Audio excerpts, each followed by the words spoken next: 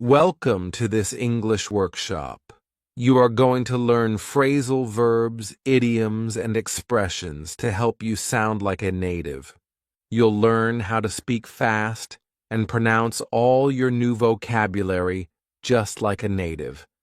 And this will help you understand fast-speaking natives as well. Welcome back to Bookish English. Of course, I'm Ariel now. Let's get started. Here's how this workshop will work. You'll listen to a sentence 3 times, and you need to write down exactly what you hear. And after, you'll learn how to use the expression, just like a native. Let's get started with the first listening exercise. Emma, let's get a move on. Emma, let's get a move on. Emma, let's get a move on. So how did you do with that clip? Did it sound fast? He said. Emma, let's get a move on first. Let's talk about let's. This is a contraction of let us, let's. Let's native speakers always say let's. And this is the imperative verb tense, which is used for orders or instructions.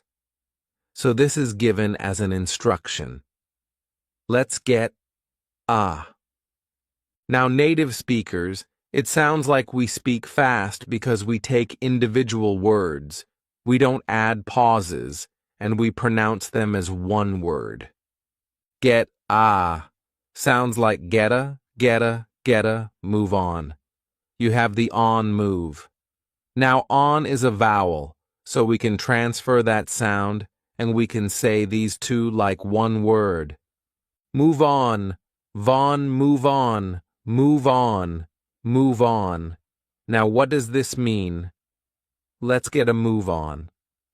This is an idiom, and it means to begin moving faster or quickly. It's the same as saying hurry or hurry up. You could say to your friend, the movie starts in less than 1 hour. Let's get a move on. Let's hurry. Let's move faster.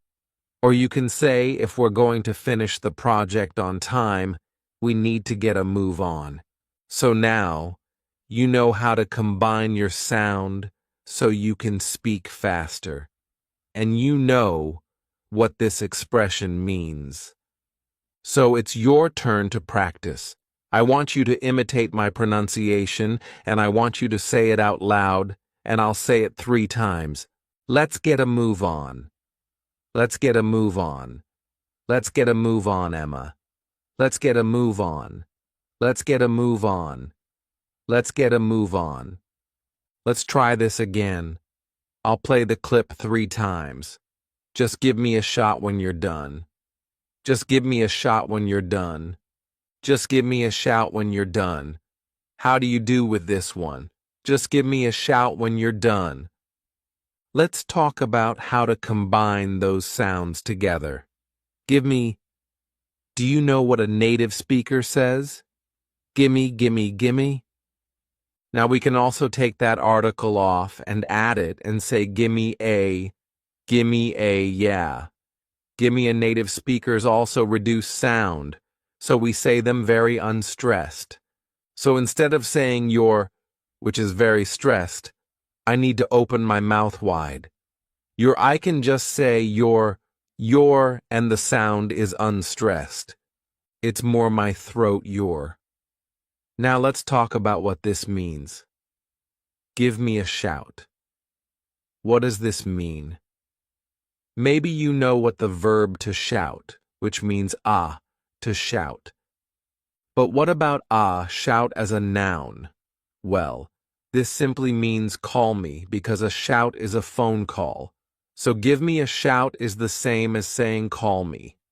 So if I'm leaving the house or the office, I could say to the people there, give me a shout. If you need anything, I'm leaving, but call me if you need anything. Give me a shout. This is commonly used with a when clause.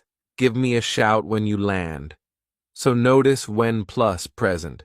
Simple. When you land, give me a shout. When you land, call me when you land. In this case, it was, give me a shout. When you're done, you are done. So to be done, this means to be finished. So this means the task is complete. I could text you or give you a shout and say I'm done with the report. I'm finished with the report. The report is complete.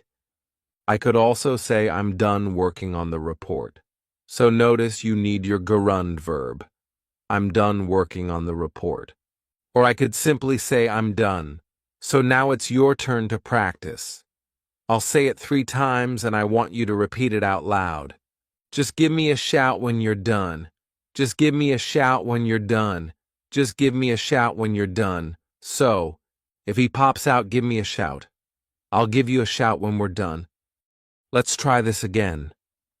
I'll play the clip 3 times. Sorry, give me a sec. Sorry, give me a sec. Sorry, give me a sec. How'd you do it? This one? I'm sorry, give me a sec. This should have been easy for you because you just learned gimme, and give me a gimme a. Now what does suck mean? Give me a suck.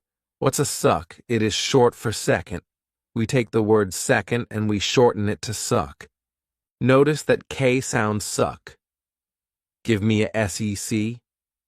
Give me a SEC. We use this to say give me a short period of time. So that might be a few seconds or it could also be a few minutes. I could say give me a SEC to find your file. And then I take hopefully just 3 to 5, maybe 10 seconds to find your file and you're waiting. Give me a SEC to find your file. This is commonly used to get someone's attention to and to ask if they have time right now. So you could knock on my door and say, Ariel, do you have a SEC? So you're asking me, do you have a few minutes? Do you have a few seconds? Do you have a SEC? Or maybe you could text your colleague and say, where are you?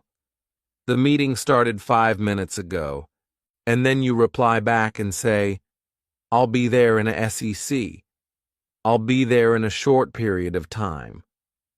Now it's your turn to practice this one. I'll say it 3 times. I'm sorry, give me a SEC. I'm sorry, give me a SEC. I'm sorry, give me a SEC. I'm sorry, give me a SEC. Do you have a SEC? I'll be there in a second. Let's try this one more time. I'll play the clip 3 times, and I still haven't figured it out. And I still haven't figured it out. And I still haven't figured it out. Did this one sound fast to you? It was pretty fast, he said. And I still haven't figured it out. Again, it sounds fast because we're taking individual words and combining them together. Figured it out. Sounds like figured it out. So you need to take the end sound from one word and transfer it to the next. Figured it out, and then it has to sound like one word. Figured it out, figured it out. Figured it out, figured it out. To figure something out. Most students know what this means. It means to understand or solve something. As a question I could ask you, have you figured it out now? I can also add yet. Have you figured it out yet? This is in the present perfect verb tense. So if you use he or she as the subject, you need to change have to has he, has she figured it out yet? To reply positively, you can say I have figured it out. You can add already. I have already figured it out. And then for he or she has already figured it out. When you reply positively, this is a completed past action, but there's a result in the present. So maybe the result is so, now the client won't fire us because I figured it out. I've solved the issue or the problem, but in the clip it was negative. I haven't figured it out. And then you can add yet at the end. For he or she you need hasn't, which is the contraction. He hasn't figured it out yet. This shows that it's an ongoing process. You're still trying to figure it out. But did you notice that the speaker said, I still haven't figured it out? So the speaker didn't use yet. They used still, and notice that placement. It's subject. I still, and then haven't. Or if it's he or she, he still hasn't figured it out using still instead of yet. It emphasizes that it's ongoing, and it also emphasizes the difficulty of the task. So it sounds like he's struggling with this. You might say, we've been working on this bug for hours and we still haven't figured it out. So it really emphasizes the struggle. I could reply back and say, okay, give me a shout when you figure it out, because remember, you need the present simple. After that, when statement, give me a shout when you figure it out. Or I could be less patient and put pressure on this person and say, well, let's get a move on. The client will be here in an hour. Now it's your turn to practice. I'll say it 3 times and you need to repeat after me. I still haven't figured it out. I still haven't figured it out. I still haven't figured it out. And I still haven't figured it out. If you haven't figured it out yet, no one's figured it out yet. Are you enjoying this lesson? If you are, then I want to tell you about the Bookish English. This is my free training program where we study native English speakers from YouTube.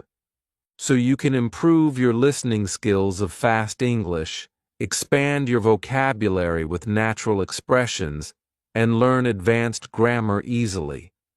Plus, you'll have me as your personal coach. You can look in the description for the link to learn more, or you can go to my website and click on Finally Fluent Academy. Now let's continue with our lesson. Amazing job.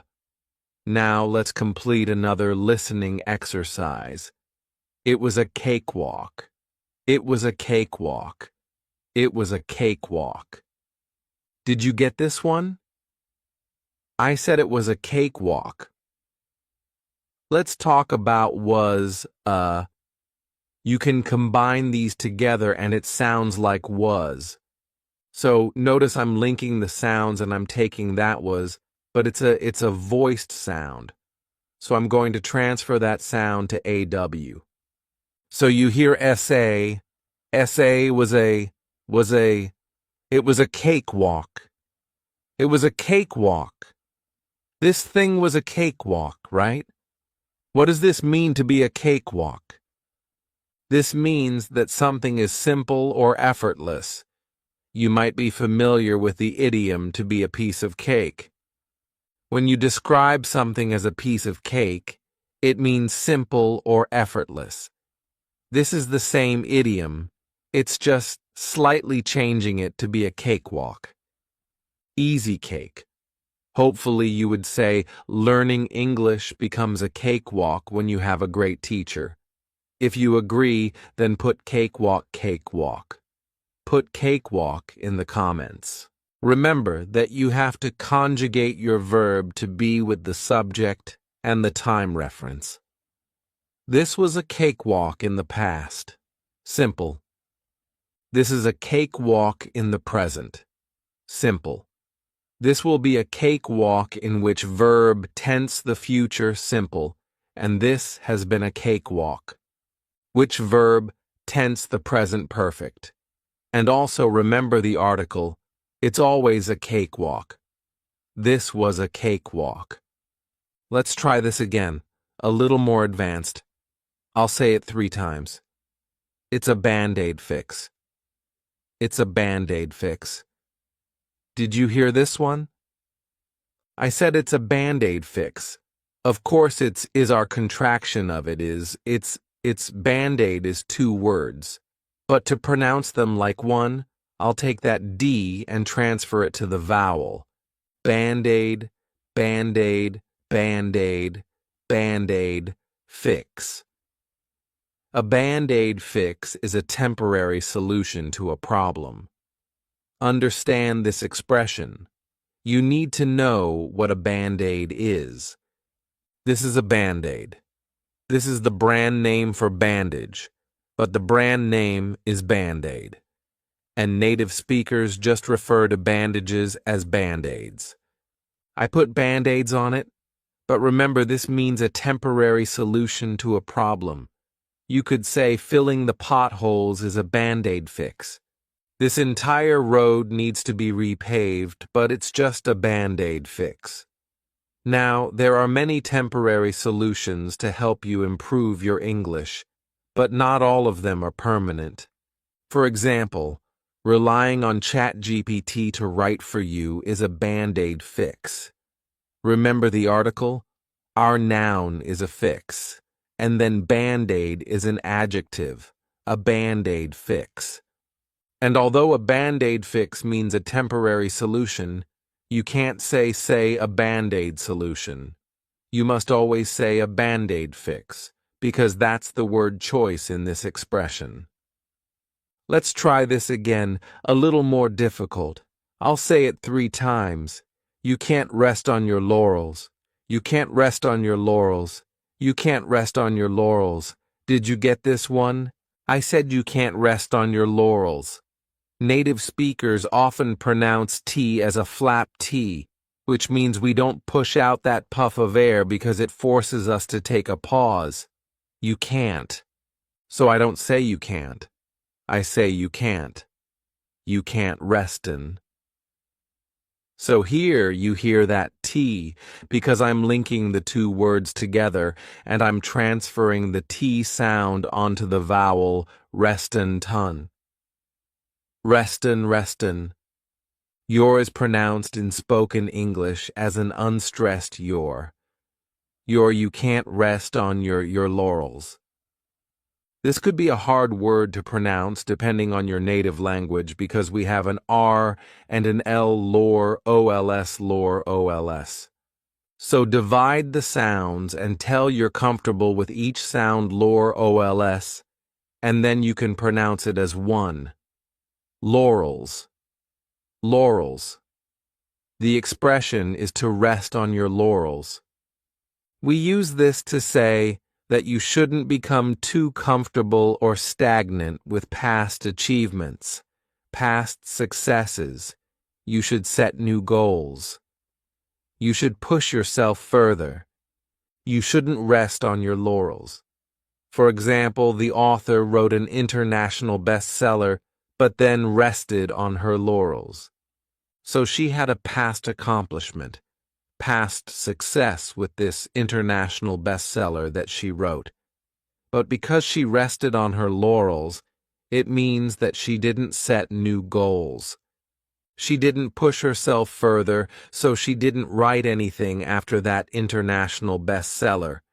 She just remained successful based on her past success, but didn't achieve any new success.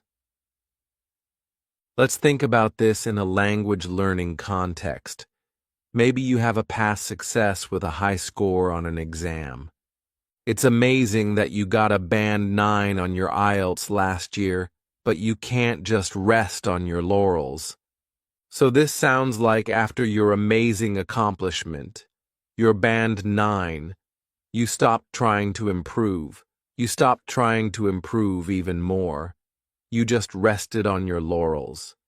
You had that past success and you thought you were done with language learning, which of course isn't the case.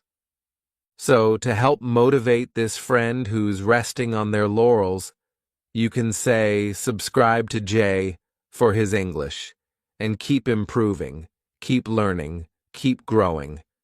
Don't rest on your laurels. Let's write this one more time. The most advanced listening exercise. I'll say it 3 times. I'm going out for a bit. I'm going out for a bit. I'm going out for a bit. Did you get this one? I said I'm going out for a bit. Of course, is our contraction of I'm going out again. We have that flap T because I'm not going to say out. I'm going out. I'm going out now. Many native speakers will combine all three of these together and they'll pronounce for as more of an unstressed fur, fur a bit, and again, that flat T on bit. Because I'm not saying bit for a bit. For a bit, you can still link them together, even if you say for, or a native speaker commonly says fur for a bit. Now, sometimes native speakers will pronounce the T. In this case, because it's at the end of a sentence, there's a period. So we have to take a pause anyway for a bit. For a bit. I'm going out for a bit to go out. This means to temporarily leave your current location, most commonly your home, for a bit. Is a time reference, and it means for a small amount of time. Sorry guys, I have to go out for a bit. This is a common way that someone will say they're leaving. I'm going out for a bit now. Where are they going? Well, remember it's more of a they're going out temporarily. So perhaps they're going to run errands, go grocery shopping, meet a friend, or go to the movies any small amount of time. We also commonly use this as a suggestion to say, let's leave the house and do something more interesting. We've been watching Netflix all day. Let's go out. Let's go out for a bit. Let's go out tonight. Now let's do an imitation exercise so you can practice these pronunciation changes and practice fast English. So I'll say each sentence again 3 times, and after each sentence, I want you to repeat the sentence out loud. Here we go. It was a cakewalk. It was a cakewalk. It was a cakewalk. It's a Band-Aid fix. It's a Band-Aid fix. It's a Band-Aid fix. You can't rest on your laurels. You can't rest on your laurels. You can't rest on your laurels. I'm going out for a bit. I'm going out for a bit. I'm going out for a bit. Amazing job. Now let's complete another listening exercise. It's not a big deal at all. It's not a big deal at all. It's not a big deal at all. Did you get this one? I said it's not a big deal at all. It's a contraction of it is not a. We can combine these together, but notice we have a T between 2 vowels. So a native speaker is going to pronounce that as a soft D and say, nada, nada. It's nada. It's nada. Big deal. And then we can do the same with act with that T, and then all I can put them together, and then I'll pronounce that T as a soft D. And it sounds like add, all at all.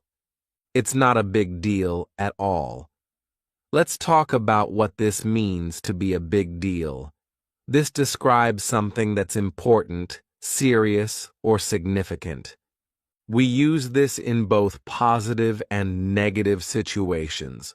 For example, when you do something and the consequences are serious in a bad way, getting caught plagiarizing is a big deal. You could be expelled. So here the consequences are serious in a negative way. You could be expelled, which means permanently removed from your school. Is that big of a deal? Yes, it's a big deal. But we also use this in a positive way. Getting a promotion is a big deal.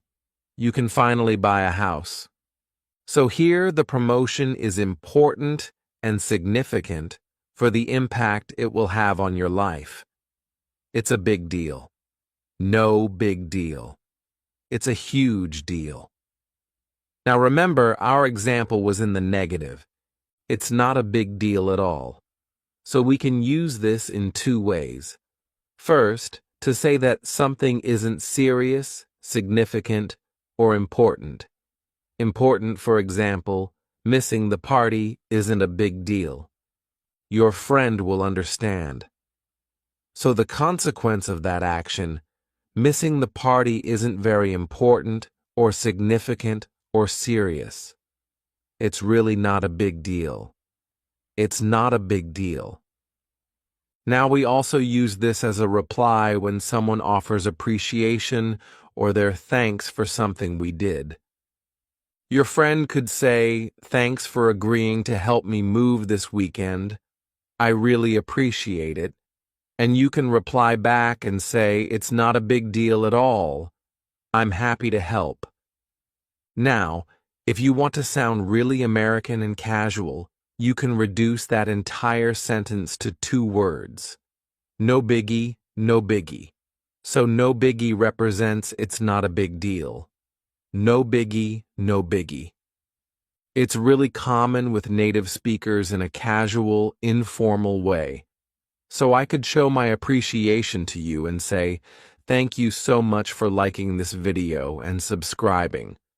Don't forget to do those 2 things, and then you can reply back and say, "No biggie, no biggie. It's not a big deal at all. I'm happy to." So put that in the comments. No biggie, no biggie, no biggie. Put that in the comments. Let's try this again. I'll say it 3 times. So what are you into? So what are you into? So what are you into? I said.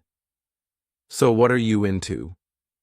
What are can combine together, and that are can sound very reduced. What are, so in, so basically, I'm forming a contraction in spoken English. Although this does not exist as a contraction is what we do in spoken English. So, what are you can become more of an unstressed yeah or yeah, almost identical in pronunciation. What are ya into? So you can take into and change it to inte. I didn't do that personally, but many native speakers do, so be prepared to hear to as ta. So what are you into? What are you into? This is a casual way to ask someone about their interests or preferences, so definitely add this to your vocabulary. It will help you sound like a Native American speaker. So what exactly are you into, Jesse? To reply, you can say, I'm to be into I am, I'm into plus a noun.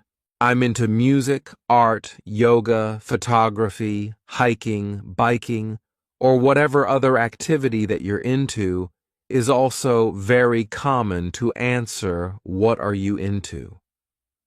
Just with a verb of preference and simply say, I like music, I love yoga, I adore photography, or whatever your interest or preference is. So what are you into? What about you sleeveless? What are you into this again? I'll say it 3 times. Can we play it by ear? Can we play it by ear? Can we play it by ear? Did you get this one? I said, can we play it by ear? Can is an auxiliary verb. It's there to ask the question. When is an auxiliary verb? We pronounce it as kin, unstressed, because the main verb is what you hear. Play. Can you play? Can you play? We can combine play and it together. I'll take that Y and I'll use it to connect. Play it yet. Play it, play it. But you say it as one word. Can we play it by ear? Do you know what this means? When you play something by ear, it means that you make decisions as they happen rather than planning in advance. If your friend or spouse asks you, what should we do this weekend? And you don't want to make plans, you just want to decide as it's happening. So you wait until dinner to decide what you're going to have for dinner, rather than planning it in advance the day before. You can say, let's just play it by ear. Let's just play it by ear. You're right. Let's play it by ear. Or someone asks, What are you going to do on vacation because they know you have a vacation planned? You can reply back and say, we have a few tours planned, and we'll play the rest by ear. The rest being the rest of your vacation. We'll play the rest by ear. We'll decide what we want to do in the moment, based on how we feel, based on where we are, based on the situation, rather than deciding in advance. What about you? When you're planning a vacation, do you prefer to have a full itinerary, which means every day all the activities you're going to do on that day are decided in advance? That's a full itinerary. Or do you prefer to play it by ear? No plans? You're just going to decide what to do based on how you feel. Or perhaps number 3, a little bit of both. So put in the comments. Your preference? 1 to 2 or 3. For me, I would probably choose number 2 just to play it by ear. I like being more spontaneous, but my husband, Kevin, he is definitely a full itinerary person, which I learned the first time we planned a vacation together. So now we do number 3, we do a little bit of both. So we both are satisfied. What about you? Share yours in the comments.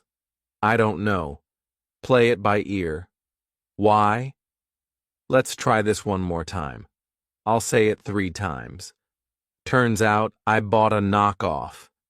Turns out I bought a knockoff. Turns out I bought a knockoff. Did you get this one? Maybe a little more challenging, I said. Turns out I bought a knockoff. Turns out I can combine those together and it sounds like. Turns out. So I'm using that S to glide to the next word, but I say it as one word. Turns out, I bought a, so bought is pronounced bought, so I can combine those together. Bada bada. Just like gotta native speakers commonly say gotta. Well, you can do the same thing with bada bada bada knock. The K is silent and off because they go together. Knock off. It's one word. I'm going to use that knock. Cough, cough. So I'm going to pronounce the final K on knock, and I'm going to pronounce it on off, knock off, knock off. Let's talk about what this means. Turns out to turn out, this is an extremely common phrasal verb and is used in many expressions in daily speech, so definitely add it to your vocabulary in this context. Turns out is used to say that something is surprising or unexpected, so I did not expect this situation. Turns out it was spam. So let's say you were supposed to work late tonight and you knew about this last week. You've planned your entire week to work late today. You've made plans and arrangements. But then your boss says, oh, actually, you don't have to work late tonight. We finished the project. So you can say, oh, turns out I don't have to work late tonight because it's unexpected. It's surprising. It's not what you thought. Turns out grammatically there should be a subject here. It turns out I don't have to work late tonight. But this is called a dummy subject in English, where the subject, it doesn't actually represent anything, is just the existence, the situation. Because it's a dummy subject in spoken English, we often drop it and just say, turns out I don't have to work late tonight. But in written English, a subject is required grammatically. Let's talk about a knockoff. What is this? Because turns out I bought a knockoff. What's a knockoff? A knockoff is a copy or an imitation of something, usually a product or service. Knockoffs are very common with designer brands. So the original is a Louis Vuitton handbag, which has a very distinct look to it, but there are a lot of knockoffs. They're fake, They're fake Louis Vuittons. And from a distance you probably can't tell at all, but when you examine the quality of the material, it's very obvious. So in this situation, maybe it's my friend bought a Louis Vuitton, but turns out it was a knockoff. At least designer or knockoff, it's just buy another knockoff that's actually a cubic zirconia knockoff. Now let's do an imitation exercise so you can practice all of these pronunciation changes that take place in spoken English. I'll say each sentence again 3 times, and after I see the sentence, I want you to repeat the sentence out loud and imitate my pronunciation. Here we go. It's not a big deal at all. It's not a big deal at all. It's not a big deal at all. So what are you into? So what are you into? So what are you into? Can we play it by ear? Can we play it by ear? Can we play it by ear? Turns out I bought a knockoff. Turns out I bought a knockoff. Turns out I bought a knockoff. Amazing job. Now let's complete another listening exercise. Our first listening exercise. I'll say it 3 times. Thanks for your help. You rock. Thanks for your help. You rock. Thanks for your help. You rock. Did you get this one? I said thanks for your help. You rock. Very easy, right? At a natural pace. Native speakers, we reduce sound. So for becomes fur, thanks fur, your becomes your. Thanks for your. Thanks for your help. Your help. Thanks for your help. Now let's review a common mistake that I hear beginner students make, and sometimes even advanced students. You can say thank you or thanks. You cannot say thanks you or think and notice. In our example, we have thanks for your help. Thanks for your help. What is your help? This is a noun, so we have thanks for plus noun. You can also use thanks for plus gerund, because for is a preposition. So what would thanks for your help be in the gerund form? Do you know? Thanks for helping me. Thanks for your help. Thanks for helping me and you rock. This is a very natural way to say you're great. You're awesome. I use this in the comment section to reply to your lovely comments all the time. But don't say you are rock. It is not to be rock. It is to rock. You rock. You rock. You're awesome. You're really great. You rock. Put that in the comments. You rock. You rock. Thanks for your help. Thanks for helping me. Thanks, Billy. You rock. You rock. Thanks, honey. Let's try this again. A little more difficult. I'll say it 3 times. She's starting to rub off on you. She's starting to rub off on you. She's starting to rub off on you. Did you get this one? I said she's starting to rub off on you. She's is our contraction. She's starting to. So instead of to, you can use an unstressed tub. She's starting to rub off because rub off is a phrasal verb. They go together. I can take that B sound and connect it to the next word, but I have to combine them together. I have to see them as one word, rub off, off, rub off, rub off. I can also take that on and add it together.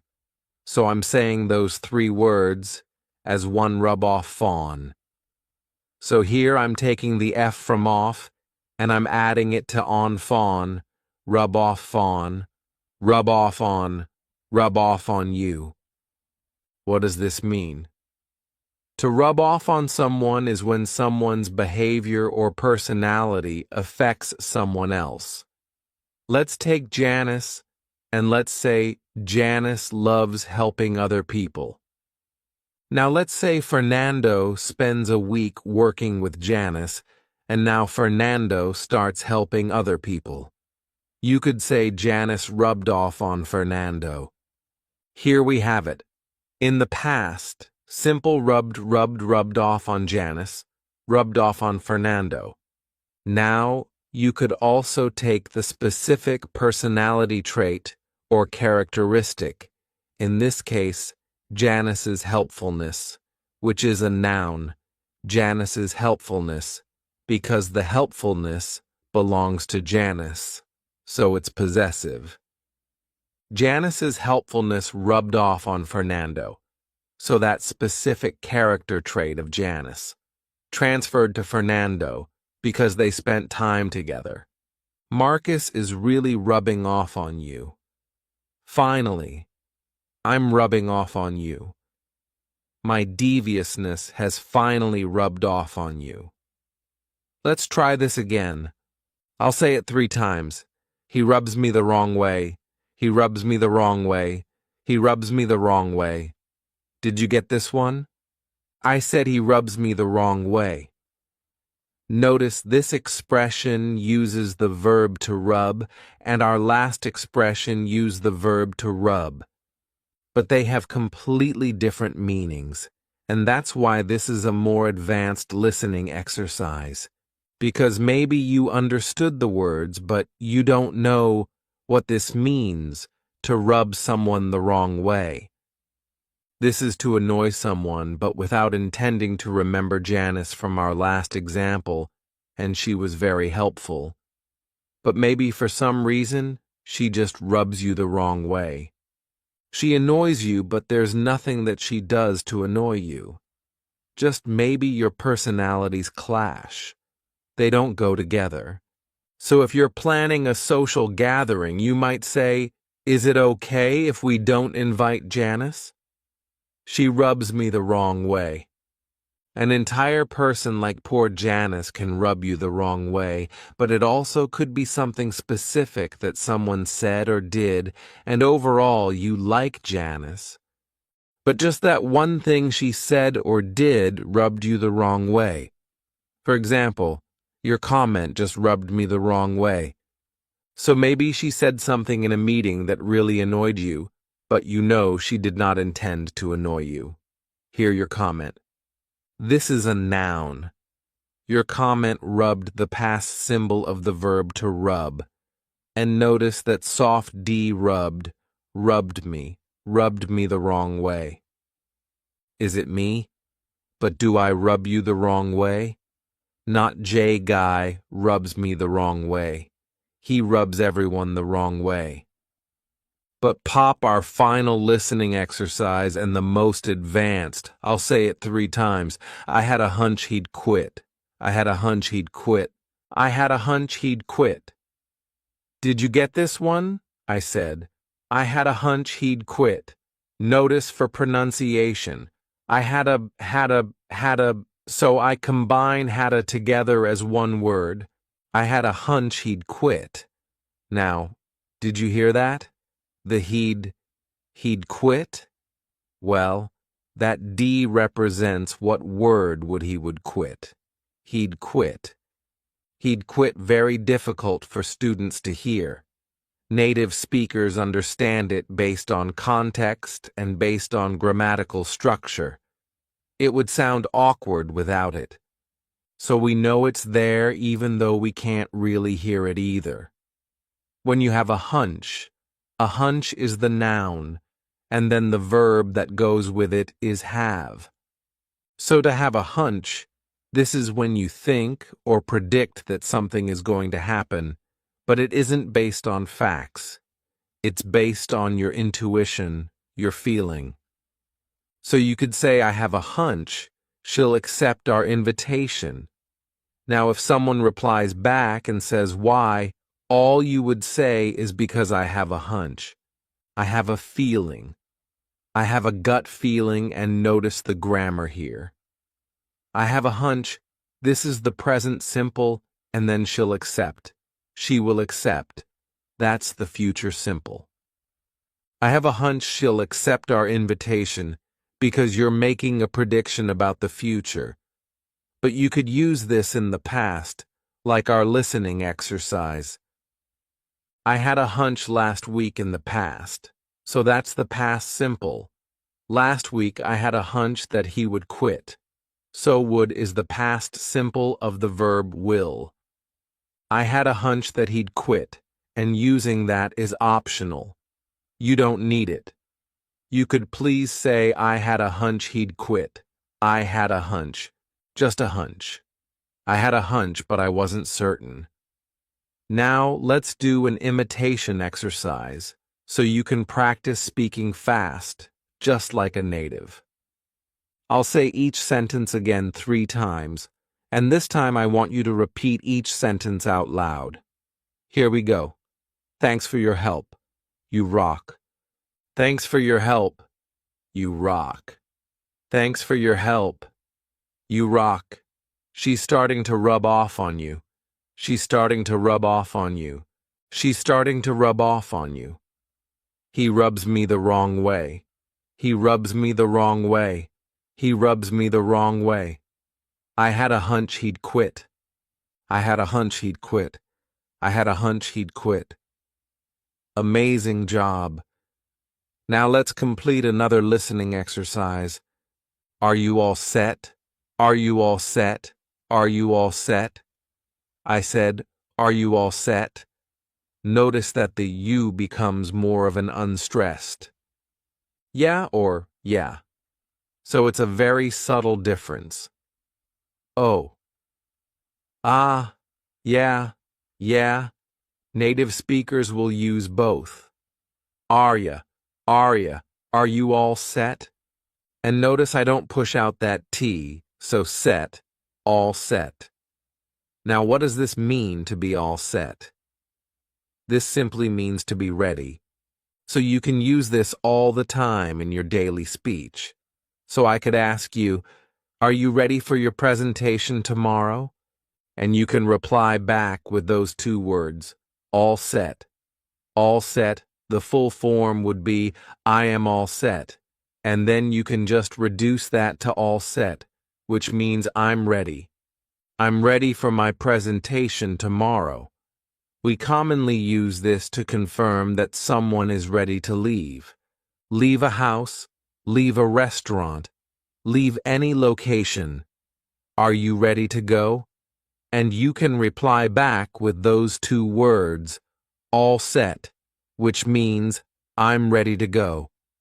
All set, all set, all set. Let's try this again, a little more challenging. I'll say it 3 times.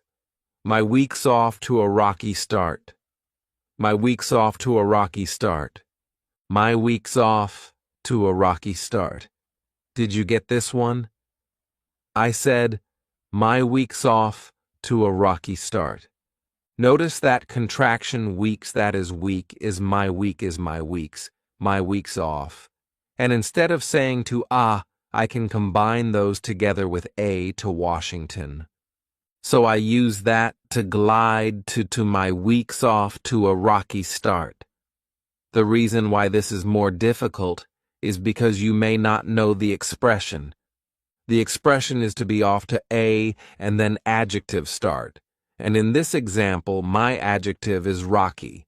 My week's off to a rocky start. Rocky means difficult or uncertain. He and I got off to a rocky start.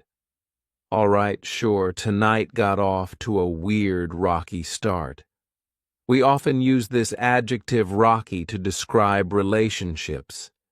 It could be a romantic relationship, a relationship with family or friends, or a relationship with your boss or coworker.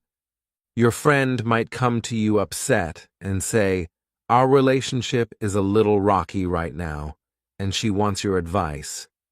But remember, you can use any adjective with this expression, so hopefully you'll use a +1.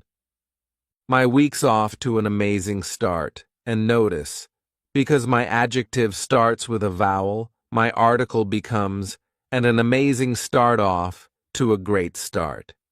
So we're off to a good start, and you can use this expression as a reply to how's your week going. So why don't you practice this right now? How's your week going? And I want you to put in the comments, my week's off, to an adjective start. And you choose the adjective. Put that in the comments and hopefully it's a positive adjective. Let's try this again. I'll say it 3 times. What do you have on the go today? What do you have on the go today? What do you have on the go today? Did you get this one? I said. What do you have on the go today? Have you heard that native speakers pronounce? What do you as Wadia? Wadia? We combine all those sounds together, Wadia. An alternative is whatcha, whatcha. And I use both of them equally. So it's important that you know both of them as well. And this question is how a native speaker will commonly ask, what are you doing today? So the expression is, have on the go. What do you have on the go today? What are you doing today? Now instead of have on the go, neither speakers will also say, what do you have going on? So on the go is one option. Going on is another option. What do you have going on today? Hey girl, what do you got going on today? So to answer, maybe you could say today I'm studying Bookish English lessons. Is that what you have going on today? Let's try this one more time. I'll say it 3 times. Did you nod off in the presentation too? Did you nod off in the presentation too? Did you nod off in the presentation too? Did you get this one? I said, did you nod off in the presentation too? Native speakers will combine did you and say did you? Did you? So you hear a just sound did you? Or we can reduce that to did ya or did ya, so that or ah. So all 3 options are common. Nod off is a phrasal verb, so we'll pronounce it as one word. Nod off. So notice I'll take that D sound and I'll connect it on the off, but I have to combine it together. Nod off, nod off, nod off to nod off. This means that you fall asleep accidentally when you're not supposed to, like during a presentation. So hopefully you're not nodding off during this lesson right now. Or maybe you nodded off on the bus. I nodded off on the bus and missed my stop. Has that ever happened to you? Or maybe you see one of your co-workers nodding off. I think Sarah nodded off.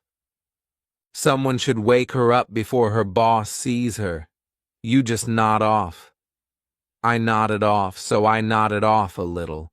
Nodded off. Ross, you were snoring.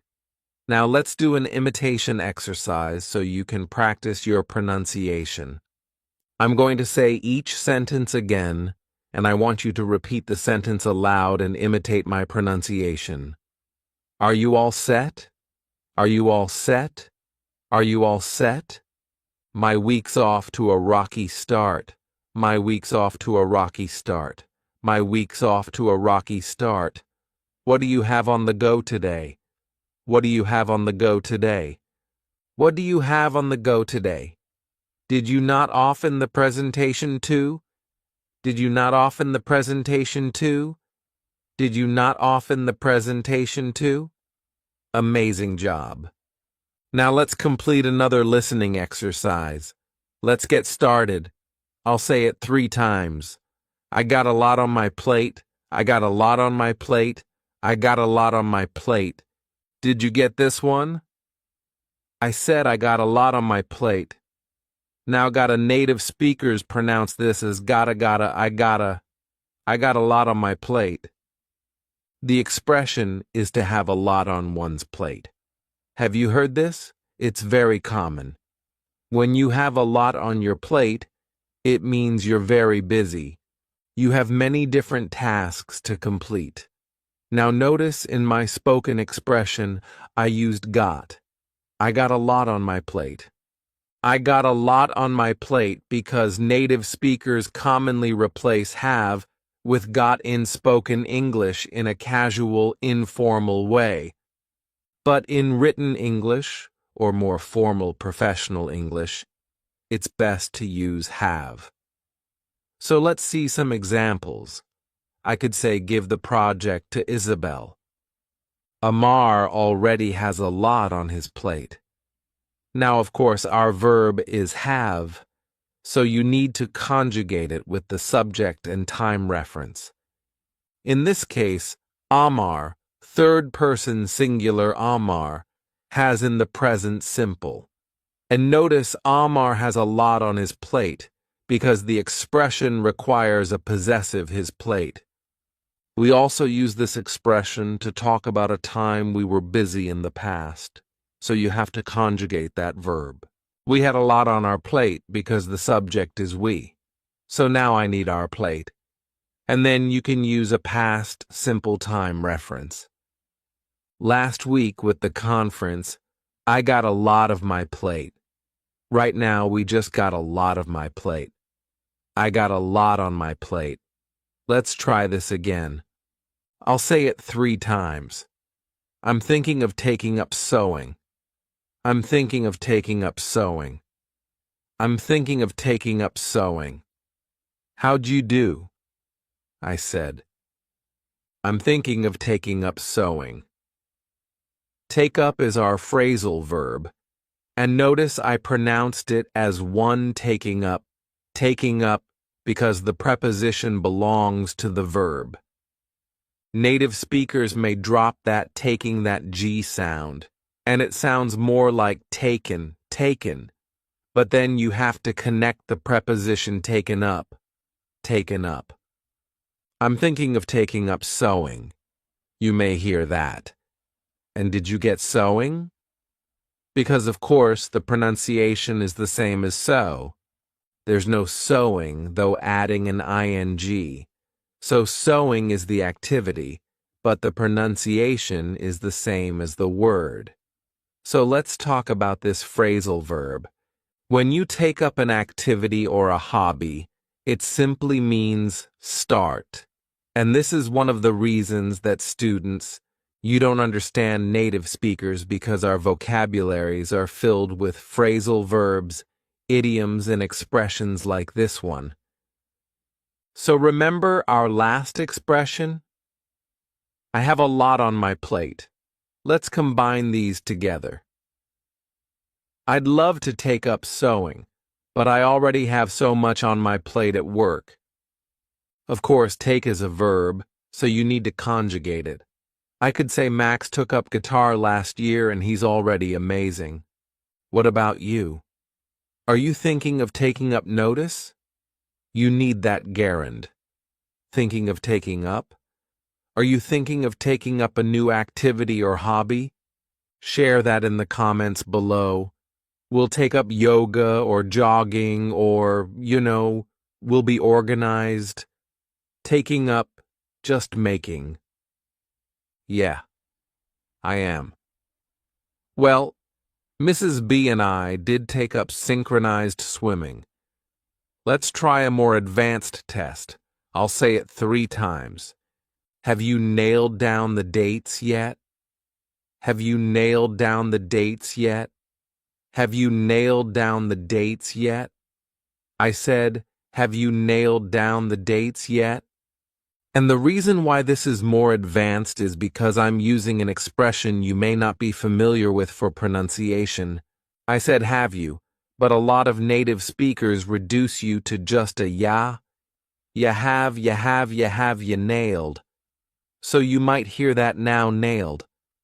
Notice in the past simple that ed is a very soft nailed, but we have nailed down. So because I have a D sound on down, and these two go together, I'll pronounce it as one, and you'll only hear one D sound nailed down.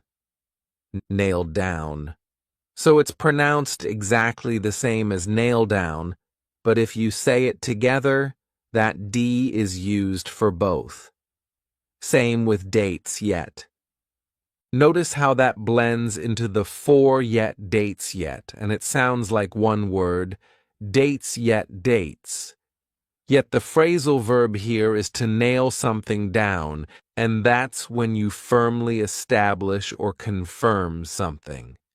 So just think of it as 100% confirmed. I could say I'm not signing the contract until we nail down the terms. Once the terms are nailed down, they're 100% confirmed. So you can think of them as official. So then I'm comfortable signing the contract in a more everyday context. You might say, let's nail down our vacation plans by the end of the week. Once your plans are nailed down, they're 100% confirmed, so you can get excited about your vacation. Now notice my question. Have you nailed down the dates yet? What vertense is that? It's the present perfect. And I'm using the present perfect because this is an unfinished timeline. If the person says no, it's still possible for them to nail down the dates to confirm the dates because it's unfinished. To reply, you can say no, not yet, because we use yet with the present perfect. No, I haven't nailed down the dates yet. Or you could say, yes, I nailed down the dates. Pass, simple to show a completed past action. Or you could say, yes, I have nailed down the dates. This is the present. Perfect. It's a completed past action with a result in the present. Once we nail down our mission, I'm just nailing down the specifics. I'll nail it down this week. Let's do one more, even more advanced. I'll say it 3 times. You can't dodge his calls forever. You can't dodge his calls forever. You can't dodge his calls forever. Did you get this one? I said you can't dodge his calls forever. Now notice can in spoken English. I'm not going to pronounce that hard. Can't with the T. You can, can't dodge. Notice here the D is silent, the middle D, dodge, dodge his calls forever. Now what does dodge mean to dodge? This is when you purposely avoid or ignore. So he's calling, but I'm not answering. I'm purposely ignoring it. I'm dodging his call. So to you, I might say you can't dodge speaking in public forever. You can't purposely avoid it or ignore the activity. At some point, you just have to do it. Now notice I use dodge speaking because you can dodge something, his call, or you can dodge doing something. So the verb in ing dodge speaking, we sometimes use this in a more positive way. I might say, great job dodging that question. So maybe you were asked an inappropriate question in an interview or a meeting, but then you strategically avoided answering that question. So I might say, great job dodging that question. She's touching calls. Or why have you been dodging my calls? She's dodging my phone calls. Now let's do an imitation exercise.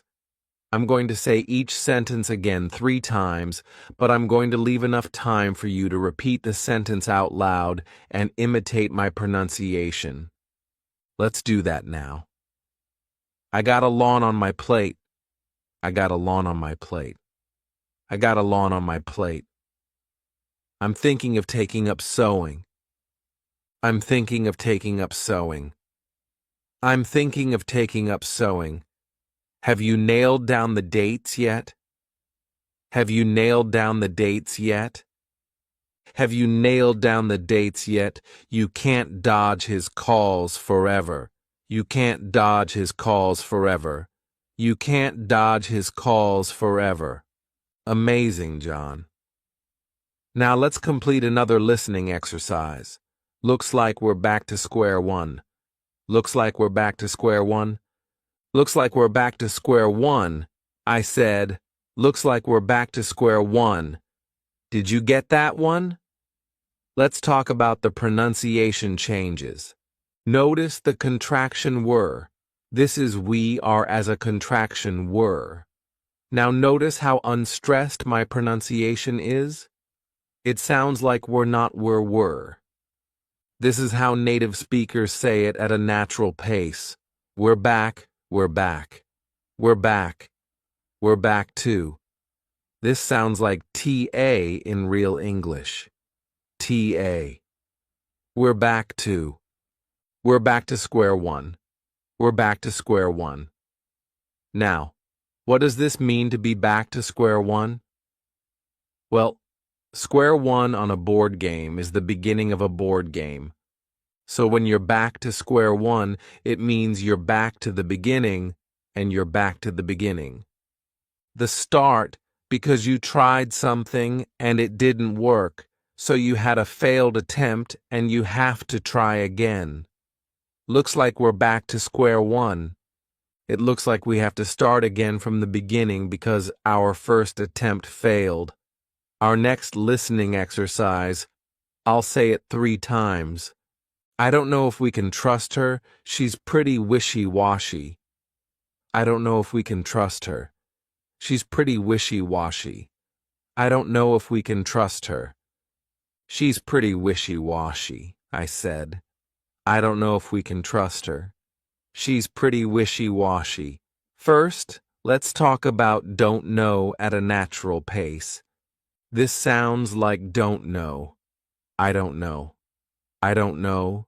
Don't know. I don't know.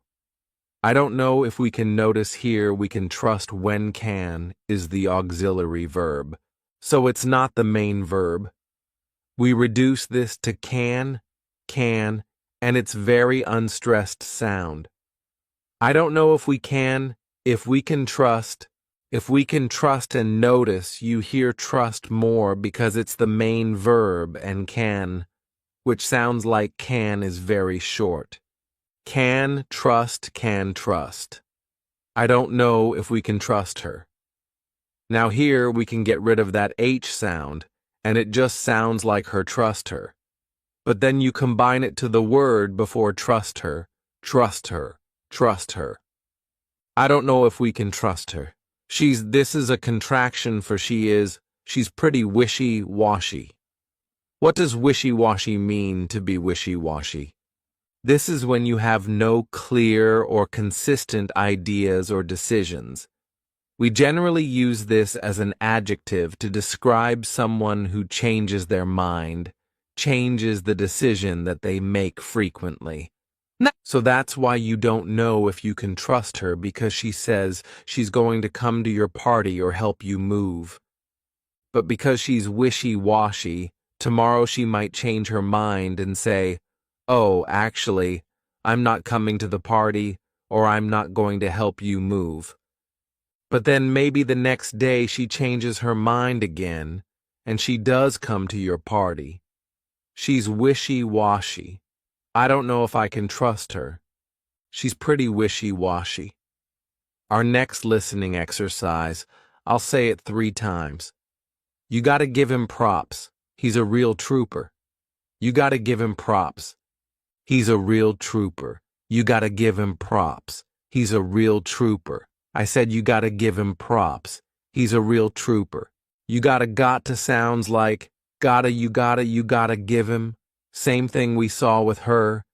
Get rid of the age, and it will sound like him, but you can combine it to the word before give him. You gotta give him props. This is a contraction.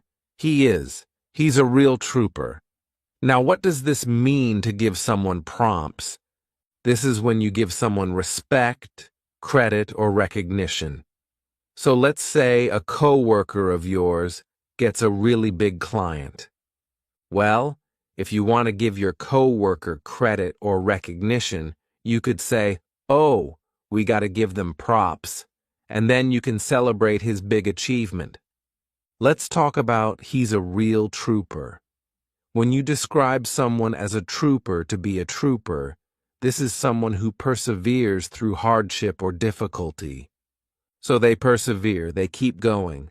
They don't give up, they don't quit, they persevere. And this is why you got to give them props. Because he didn't quit even though it was difficult. Because he's a real trooper. Our next listening exercise, I'll say it 3 times. Our successes and failures were writ large. Our successes and failures were writ large. Our successes and failures were writ large. I said, our successes and failures were writ large. Notice our I did not pronounce this as our I said are a very reduced sound. Are our successes and failures here. And when and comes between 2 nouns or even 2 verbs, we reduce it to our successes and failures. FB and T, successes and failures. Our successes and failures were writ. Did you spell this, starting with AR or with AW? The West is silent, just like in the word right. The West is silent, but in spelling it's there. In pronunciation it isn't writ large. What does writ large mean? This is an adjective that simply means to be very obvious. So our successes and failures were very obvious. Why is that? Perhaps we work for a public company, and when we fail, the general public knows we failed. But also, when we succeed, the general public knows we succeeded, because our successes and failures are writ large. They're very obvious. Are you ready for your last listening exercise? I'll say it 3 times. With a few twinks, it'll be good to go. With a few twinks, it'll be good to go. With a few tweaks, it'll be good to go. I said with a few tweaks, it'll be good to go. Did you hear that contraction? It will, sounds like it'll, it's a very soft sound. It's easy to miss that will. It'll be. But without it, the sentence wouldn't be grammatically correct. If I said it be, that isn't correct. It will be. It'll be good to go. Just like we saw before, to is a reduced sound, an unstressed sound. To good to go, to go to go, good to go, good to go. What does this mean with a few tweaks? Tweaks are changes, small changes. So let's say you're writing a report and your boss or coworker wants you to remove this section and add this information. That would be a tweak. A tweak, you need to make a small change. A tweak with a few tweaks, with a few changes, it'll be good to go. When something is good to go, it means it's ready. And we use this in 2 contexts. Ready to leave or ready to start doing something. So let's say you and your friend are going to the movies. Your friend could text you and say, "Good to go. Are you ready to leave?" And in this case, it could be, "Are you ready to leave your house to meet me at the movies?" Good to go. Good to go. We use this a lot as native speakers. In this context, it'll be good to go. Something can also be good to go in the context of it's ready to start doing something. For example, the new website will be good to go on Monday, which means the new website will be ready to start doing something, ready to start receiving visitors, ready to be available to the public. The new website will be good to go on Monday. Now the new website as a subject is it. So if you already know you're talking about the website, you can say it'll be good to go. Now, let's do an imitation exercise so you can practice these natural pronunciation changes and practice these new expressions. I'll say each sentence again 3 times in a row, and I want you to imitate my pronunciation. Try to say it just like me. Get all those pronunciation changes. And I want you to say this out loud so you can do this as many times as you like to practice. Looks like we're back to square one. Looks like we're back to square one. Looks like we're back to square one. I don't know if we can trust her. She's pretty wishy-washy. I don't know if we can trust her. She's pretty wishy-washy. I don't know if we can trust her. She's pretty wishy-washy. You gotta give him prompts. He's a real trooper. You gotta give him prompts. He's a real trooper. You gotta give him prompts. He's a real trooper. Our successes and failures were writ large. Our successes and failures were writ large. Our successes and failures were writ large. With a few twinks, it'll be good to go. With a few twinks, it'll be good to go. With a few twinks, it'll be good to go. Amazing, John. Now let's complete another listening exercise. We need to nip this in the bud. We need to nip this in the bud. We need to nip this in the bud. Did you get this one? I said we need to nip this in the bud. Now let's talk about need. Notice that I didn't pronounce the D need, because if I do that, it forces me to take a pause, which slows me down. So if you don't pronounce that D at the end, you'll be able to speak faster. We need TATA. Notice how it becomes more of an unstressed top. We need to nip this in. So notice here, we have this in. And again, I can connect those together, and I can take that as sound, and I can add it to the beginning of in, because it begins in a vowel. This sin, and it sounds like one word. This sin, the bud. You need to nip this in the bud. Now what does this mean? When you nip something in the bud, it means you stop something before it becomes serious or permanent. And that's something that you want to stop is a negative behavior or a problem or some sort of issue. I use this expression with my little kitty Sasha. When she was just a kitten, she used to scratch at the furniture. Now obviously this is a negative behavior that I want to stop. And if I let her keep scratching, then it will become a permanent habit, a permanent behavior. So I needed to nip her scratching in the bud. I needed to nip it in the bud. So maybe there's an issue or a problem that you want to nip in the bud. For my students, I would say you need to nip your fear of public speaking in the bud, which means you need to stop it when it's just a small fear. Because if you let it grow and grow and grow and grow, it's going to be a lot more difficult to overcome. So you need to nip your fear of public speaking in the bud. So if you're with me, put that in the comments. Nip fear in the bud. Nip fear in the bud. Put that in the comments, and I certainly hope that my channel and these lessons help you do that. I just want to nip any problems in the bud, and I nip this thing in the bud. Going to nip this thing in the bud. You need to nip this in the bud. Let's try this again with another listening exercise. I'll say it 3 times. Don't blow his comment out of proportion. Don't blow his comment out of proportion. Don't blow his comment out of proportion. Did you hear what I said?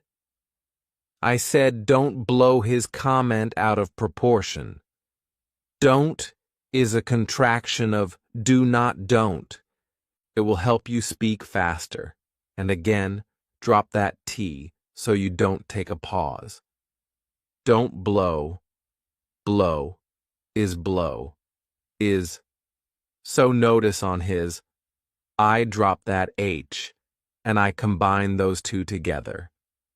Don't blow his comment out of, you can reduce those into one sound. ODA, don't blow his comment out of proportion. You're blowing this way out of proportion. Now let's talk about the meaning here. When you blow something out of proportion, you make an event or a problem seem more serious than it is in reality.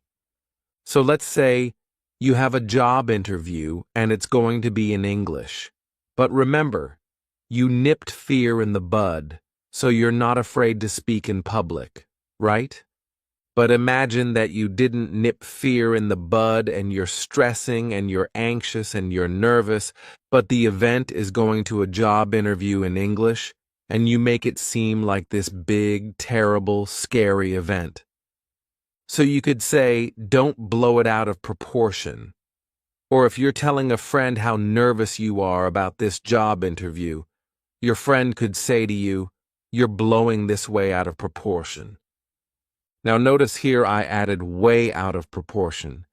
It's very common to add way to make it sound stronger. So to emphasize it, you're blowing this way out of proportion. Blow it way out of proportion. You're blowing this way out of proportion. Let's try this again. I'll say it 3 times. My client really chewed me out. My client really chewed me out. My client really chewed me out. How'd you do it? This one, I said, my client really chewed me out. Now let's talk about chewed.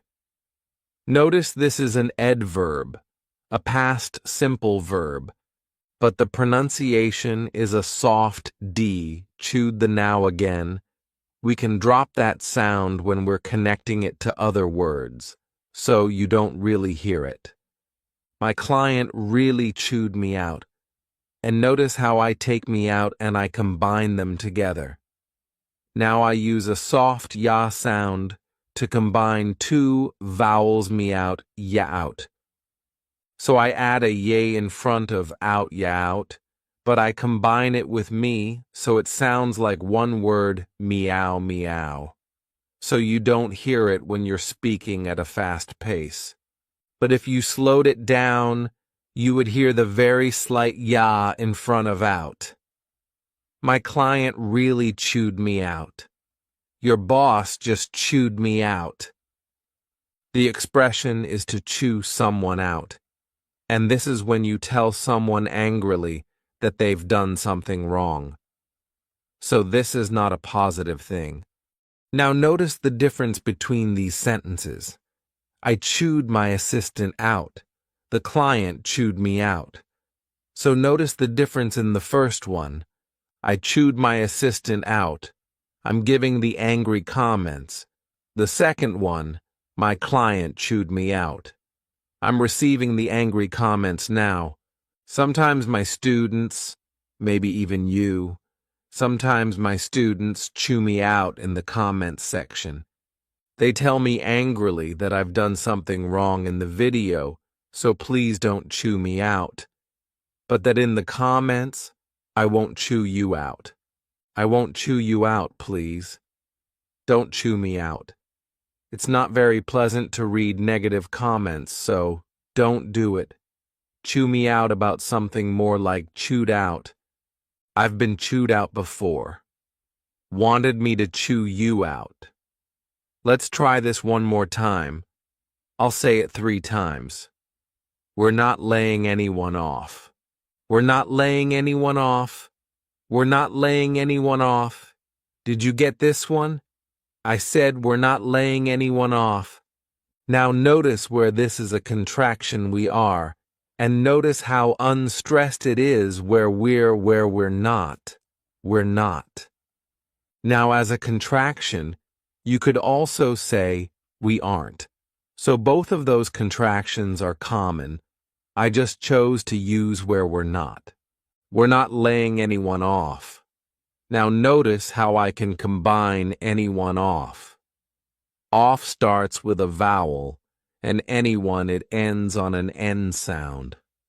So I can take that N and just add it in front of the vowel.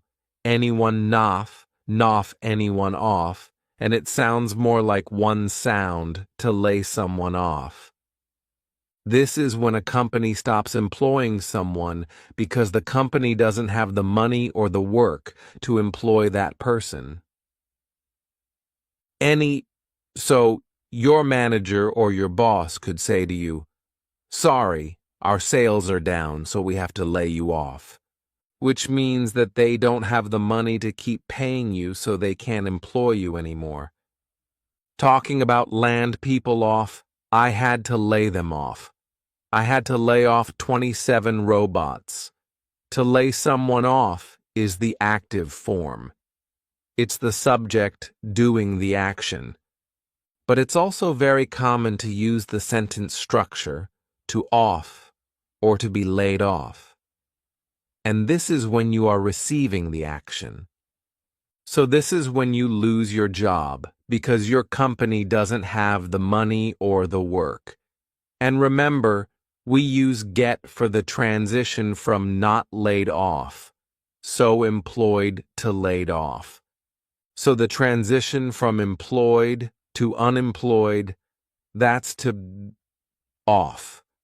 Now to be laid off, that's simply talking about your current state. So now you are unemployed. I wasn't fired from my job, I was laid off. I got laid off. Wait, we're going to off. Now let's do an imitation exercise so you can practice these pronunciation changes and you can practice speaking fast, just like a native speaker. So I'll say each sentence again 3 times, and I want you to repeat the sentence out loud and imitate my pronunciation. Here we go. We need to nip this in the bud. We need to nip this in the bud. We need to nip this in the bud.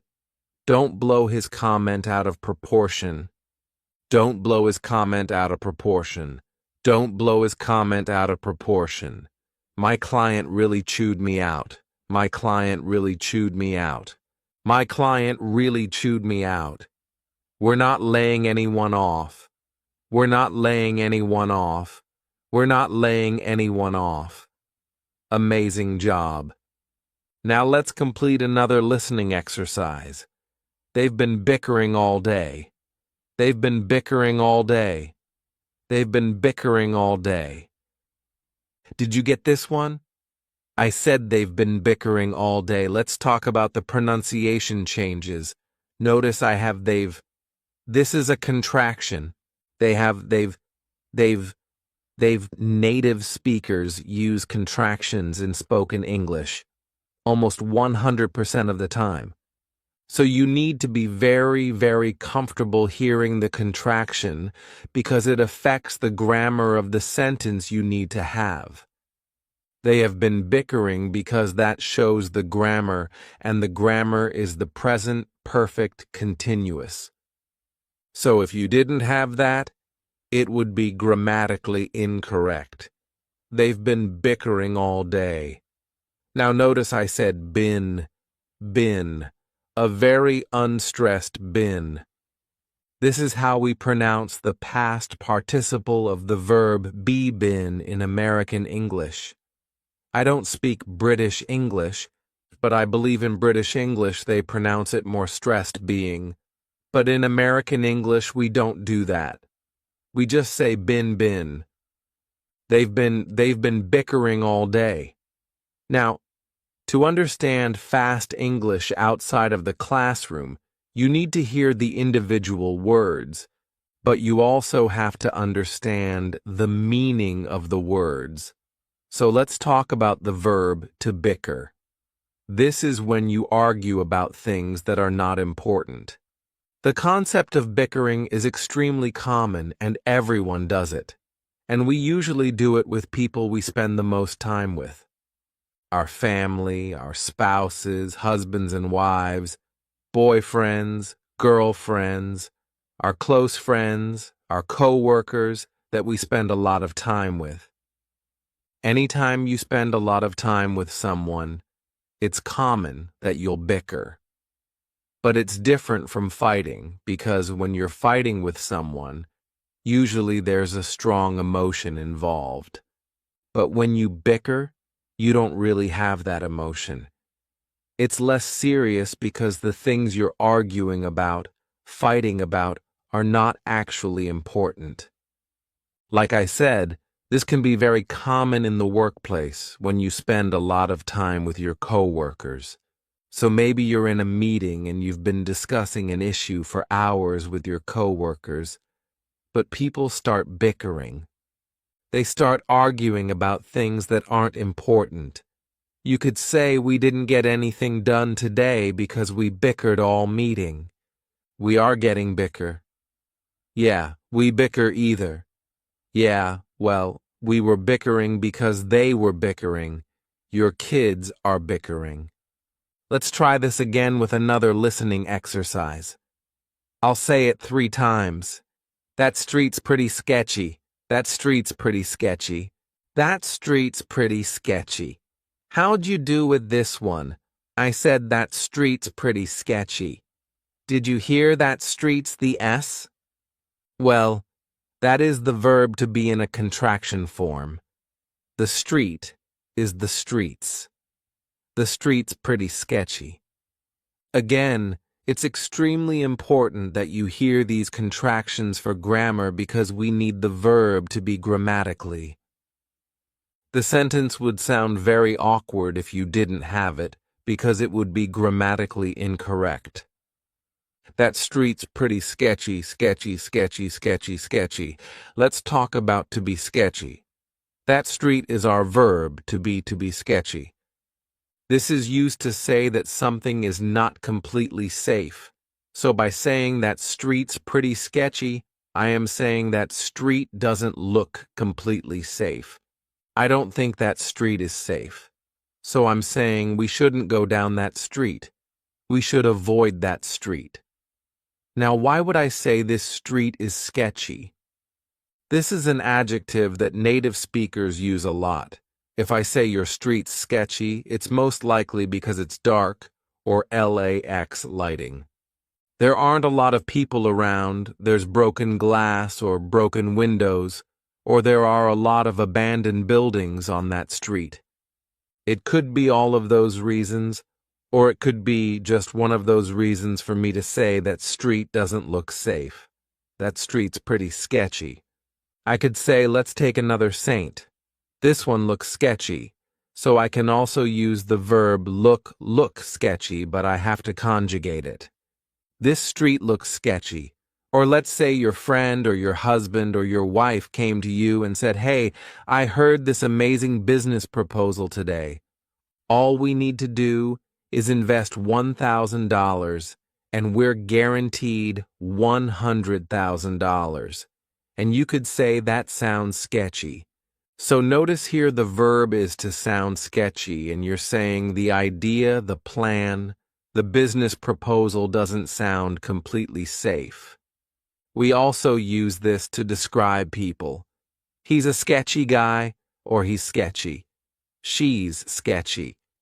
In this case, you're saying the person isn't safe, which means you can't trust the person.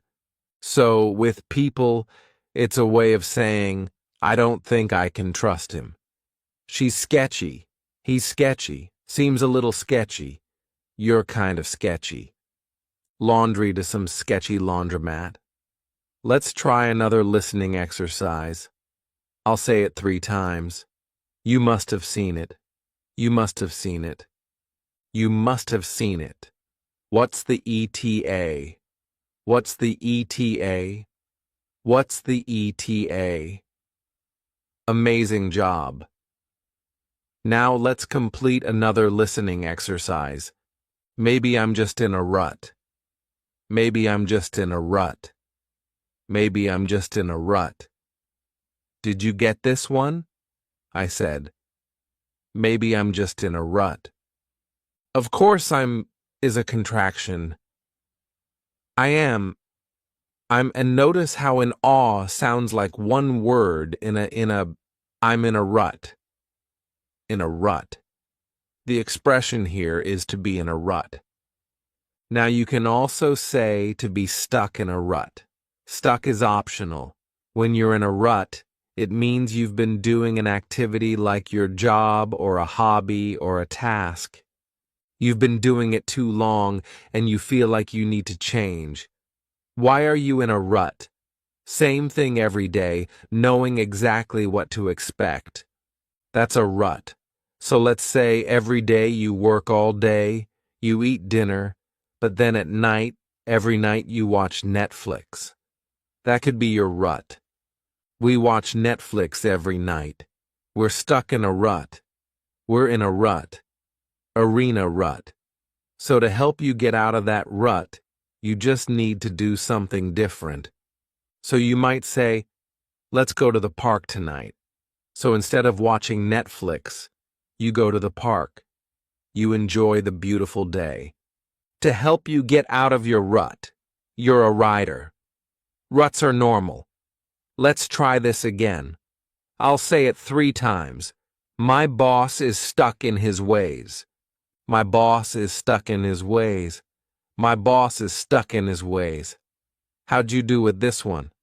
I said my boss is stuck in his ways. Notice how boss is. We see it as one word, bosses. Bosses. It's the exact same pronunciation as the plural form of the noun bosses.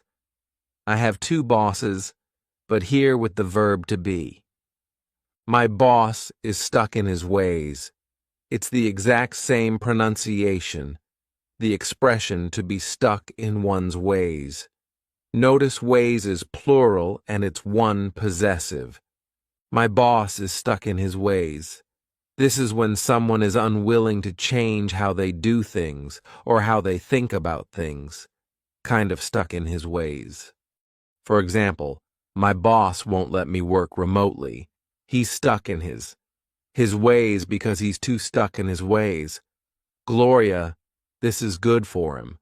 So he has a specific way of thinking about how work should be done, and he's unwilling to change his thinking. Now, this same expression can also use the verb set to be stuck or to be set in one's ways, and it has the exact same meaning. You're young me, I'm set in my ways. Let's try this again. I'll say it so 3 times. Need a hand, need a hand, need a hand. This one was easy, right? I said, need a hand and notice need. Ah, sounded like one word. Need a hand, need a hand. Grammatically, this is missing the auxiliary verb and the subject, do you need a hand? But native speakers commonly drop that and just say, need a hand. And this is the same as saying, need any help? Do you need any help? Exactly the same meaning. Now to answer and to accept that help, you could say, sure, I could use a hand. And this is the same as sure, I could use some help. Hey, tomorrow I could really use a hand in here. And if you want to request the assistance using this expression, you can say, can you give me a hand? Can you give me a hand? And this is the same as can you help me? Can you help me? Hey, Rach, can you give me a hand with this box? And you can give me a hand right now by liking this video, subscribing to my channel, and sharing this video with your friends. That would really give me a hand. Let's try this again. I'll say it 3 times. How can I get my foot in the door? How can I get my foot in the door? How can I get my foot in the door? Did you get this one? I said, how can I get my foot in the door? Do you know this expression to get one's or all foot in the door? This is used when you join an organization, a company. You take a specific job that's at a low level, but you're doing that because you hope that low level will turn into a higher position that's getting your foot in the door. You've already got a foot in the door. For example, I'm a journalist, but I took a job as a receptionist to get my foot in the door. I was just trying to get one foot in the door. But you have to be careful with this strategy because you don't want to say, I took this job 5 years ago to get my foot in the door, but now I'm stuck in a rut. That would mean that you're still a receptionist 5 years later. So you haven't moved up. So your strategy of taking a lower position to get your foot in the door hasn't been very successful. Now let's do an imitation exercise so you can practice your pronunciation. I'll say each sentence again, and I want you to repeat the sentence out loud. Let's do that now. Maybe I'm just in a rut. Maybe I'm just in a rut. Maybe I'm just in a rut. My boss is stuck in his ways. My boss is stuck in his ways. My boss is stuck in his ways. Need a hand. Need a hand. Need a hand. How can I get my foot in the door? How can I get my foot in the door? How can I get my foot in the door?